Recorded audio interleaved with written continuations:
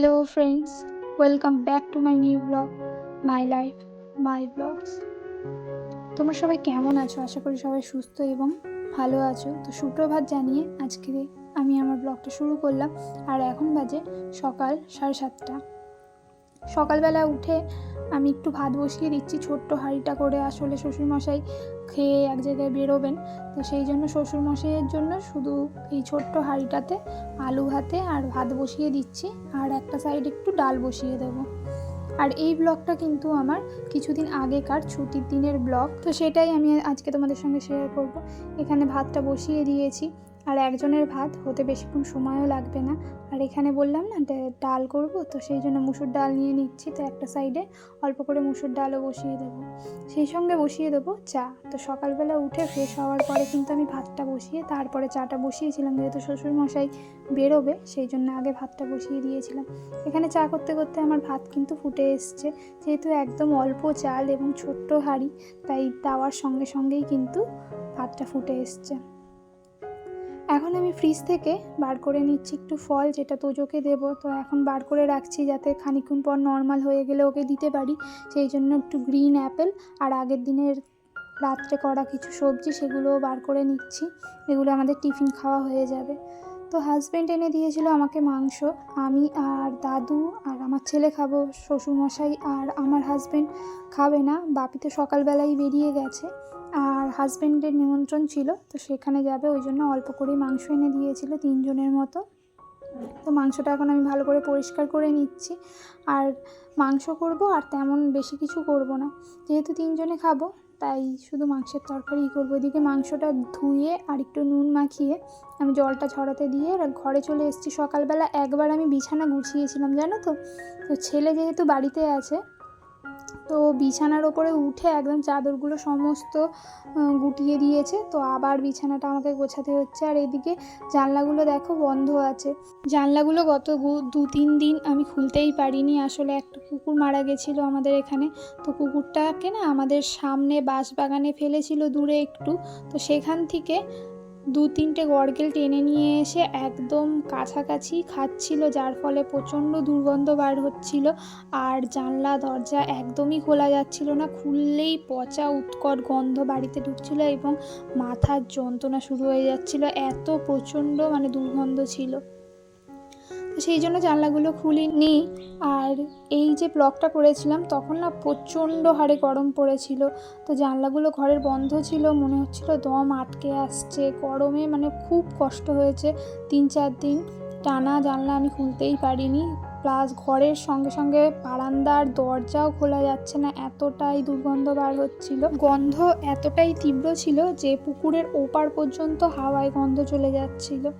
এই যে যেটা দেখাচ্ছি এটা কিন্তু একটা স্কার্ট, আমার শ্বশুরমশাই আমাকে বৃন্দাবন থেকে এনে দিয়েছিল, কিন্তু বানানো হয়নি। নিচেরটা রেডিমেড যেরকম হয় সেরকমই, আর উপরেরটা বানাতে হয়, তো আমি না বানাইনি। আসলে ঘাগরা আমার খুব একটা আগাগোড়াই ভালো লাগে না, তো সেই জন্য বানানো হয়নি। কিন্তু ডিজাইনটা খুব সুন্দর নিচের দিকে, তোমরা দেখতেই পেলে। তো ঠিক করেছি জামা কাপড়গুলোকে রোদ্দুরে দেবো, যেহেতু রোদ্দুরে দেওয়া হয়নি, পুরীতে গেছিলাম, তারপরে এসে ঘর ঝাড়াঝুড়ি, তো সেই জন্য না জামা কাপড়গুলো রোদ্দুরে দেওয়া হয়নি। তো সেই জন্য একটা একটা করে তাকে জামা কাপড় দেবো ভেবেছি। আলমারির একদম নিচের তাকটার ভেবেছি প্রথমে দেবো, ওখানে আমার সমস্ত রকমের শীতকালের জামা কাপড় থাকে, তো সেগুলোই দেবো। আর সবগুলো একসঙ্গে দিতে পারবো না, কারণ আমাকেই একাকে উপরে দোতলায় নিয়ে যাওয়া, নামিয়ে নিয়ে আসা, এগুলো করতে হবে, সেই জন্য আমি একটা একটা তাকেই দেবো ভেবেছি। তো জামা কাপড়গুলো বার করে রেখেছি। এদিকে ভাবলাম যে মাংসটা বসিয়ে দিয়ে তারপরে উপরের ছাদে গিয়ে জামা কাপড়গুলো মেলে দিয়ে আসবো। তো সেই মতো এখানে আলু আর পেঁয়াজগুলো কেটে নিচ্ছি। আর মাংসটা যেহেতু একটু কষা কষা করবো, সেই জন্য পেঁয়াজের পরিমাণ কিন্তু একটু বেশিই রেখেছি। তো এরপর শ্বশুরমশাইকে খেতে দিয়েছিলাম, তারপরে আমাদের জন্য ভাতটাও বসিয়ে দিয়েছিলাম। যেহেতু ভাবলাম যে মাংসটা রান্না করব, তো তার সঙ্গে ভাবলাম ভাতটাও বসিয়ে দিই, তাহলে মোটামুটি অনেকটা সময় হাতে পাবো। তো তার মধ্যে কিন্তু আমি উপরে গিয়ে জামা কাপড় মেলে আসতে পারবো, সেই জন্য ভাতটাও বসিয়ে দিয়েছি। আর 3 জনের যেহেতু ভাত ছিল, তাই ভাতটা করতে কিন্তু আমার বেশিক্ষণ সময় লাগেনি। 3 জন বলতে গেলে 2 জন, তোজো তো খায় একদমই অল্প, তো 2 জনের মতো ভাত করেছিলাম।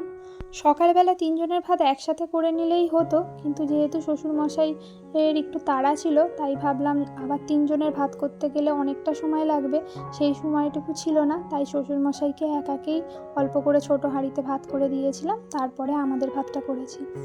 এখানে ছেলেকে একটু গ্রিন, ওই যে সকালবেলা বার করে রেখেছিলাম গ্রিন অ্যাপেল, তো ওই অ্যাপেলটা একটু কেটে দিচ্ছি, ও একটু খাবে। আর এদিকে আমার ভাত হয়ে গেছে, তো তারপরে আমি মাংসটা বসিয়ে দিচ্ছি। আর আলুটা ভাজতে গিয়ে না, মানে ভাজতে ভাজতে আমি ঘরে চলে গেছিলাম ওই জামা কাপড়গুলো কি দেবো উপরে সেইটা ঠিক করার জন্য, এসে দেখি আলুগুলো পুড়ে গেছে। তো ওই আলু দিয়েই আজকে যা হোক করে ম্যানেজ করে রান্না করে নিয়েছি। আর এদিকে ছেলের জন্য বসিয়ে দিয়েছি চিকেন স্টু, সমস্ত রকম সবজি বলতে গেলে পেঁপে, আলু, টমেটো, গাজর দিয়ে আর হালকা হলুদ, গোলমরিচ গুঁড়ো দিয়ে, একটুখানি পেঁয়াজ, সঙ্গে রসুন কুচি, আদা কুচি দিয়ে মাংসটা দিয়ে ভালো করে নুন দিয়ে একটু খানিকক্ষণ সময় কষিয়ে বাটার দিয়েছি এর মধ্যে। তো সমস্ত কিছু দিয়ে ভালো করে একটু কষিয়ে নিয়ে জল দিয়ে দিয়েছিলাম। খেতে কিন্তু বেশ হয়েছিল, তবে সঙ্গে যদি একটু ধনেপাতা থাকতো বেশ ভালোই লাগতো, যেহেতু আমার কাছে ছিল না তাই ওতে আর দেওয়া হয়নি। খেতে কিন্তু ভালো হয়েছিল। এখানে আমার মাংসও কিন্তু রেডি। এই মাংসটা দেখতে বেশ ভালো হয়েছিল, কিন্তু খেতে অসম্ভব বিচ্ছিরি হয়েছিল। কেন এত বিচ্ছিরি হয়েছিল বুঝতে পারিনি। কষা কষা করতে চেয়েছিলাম, কিন্তু খেতে খুব একটা একদমই ভালো হয়নি।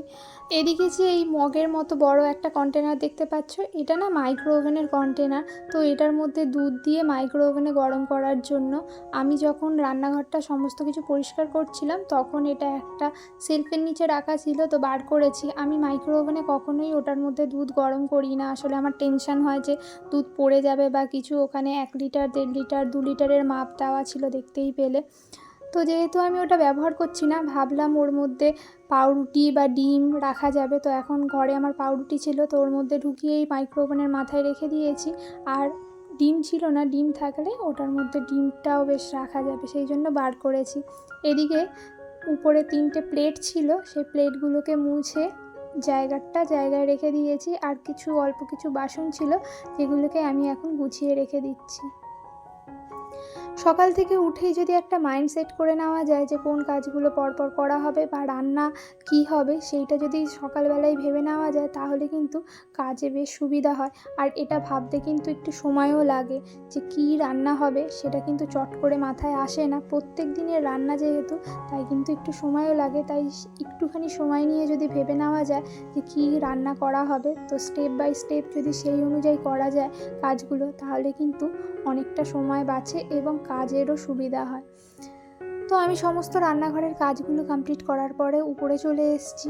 উপরে এখন জামা কাপড়গুলোকে রোদ্দুরের মধ্যে দিয়ে দিয়েছি। আর প্রচণ্ড রোদ্দুরের তাপ, তোমরা হয়তো ফোনে বুঝতে পারছো না, কিন্তু ছাদের দোতলায় এত তাপ যে আমি ওড়না চাপা দিয়ে যেতে বাধ্য হয়েছি। প্রচণ্ড গরম লাগছিল, আর অনেকগুলো জামা কাপড় ছিল যেগুলো দিতে আমার সময় লাগবে, তো সেই জন্য আমি ভালো করে র্যাপ করে নিয়ে নিজেকে তারপরে কিন্তু ছাদে গেছি। এদিকে ছাদ থেকে নিচে এসে নিচের র্যাকটার যে খবরের কাগজ ছিল সেগুলো পাল্টে আবার নতুন আমি খবরের কাগজ দিয়ে যে বিছানার চাদরগুলো ছিল সেগুলো রেখে দিয়েছি। তো তারপরে বাইরে কিছু জামা কাপড় ছিল, সেগুলোও তুলবো। আর 2-1টা জামা কাপড় যেগুলো আমি ছাদে নিয়ে যাইনি, সেগুলো এখানটায় মেলে দেবো। যেমন আমার ওই স্কার্টটা, রেলিংয়ের এই পুকুরের ধারে রেলিংয়ের গায়ে কিন্তু প্রচণ্ড রোদ্দুর পড়ে। আর যেহেতু যেদিন আমি এই ভিডিওটা করেছিলাম সেদিন প্রচণ্ড তাপ ছিল, তো এখানটা দিলেও কিন্তু রোদ্দুরগুলো বেশ জামা কাপড়গুলোকে গরম করে দেবে, সেই জন্য ওখানে 2টো দিয়ে দিলাম, হাজব্যান্ডের একটা জ্যাকেট আর আমার ঘাগরা।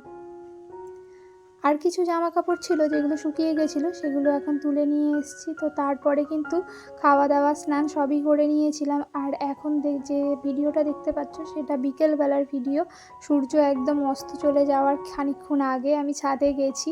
জামা কাপড়গুলো সমস্ত ঠান্ডাও হয়ে গেছে, তো গাছের একটাও পাতা নড়ছিল না। এই বিকেল তখন 5টা বাজে, তখন ছাদে গেছি, কিন্তু তাও এত গরম লাগছিল যে তোমাদের কি বলবো।